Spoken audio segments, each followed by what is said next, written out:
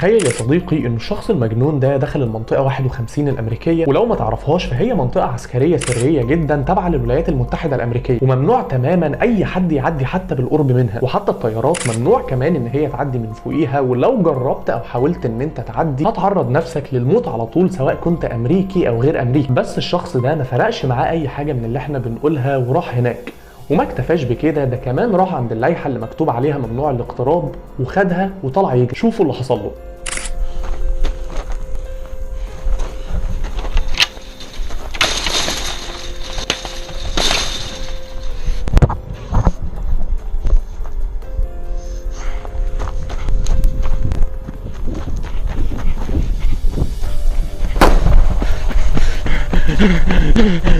على طول اتضرب عليه نار وهرب. ولو كنت ضيف جديد بالقناه شرفني باللايك والاشتراك وانضم للعيله، واكتب لي في الكومنتات انضميت علشان اعرف ان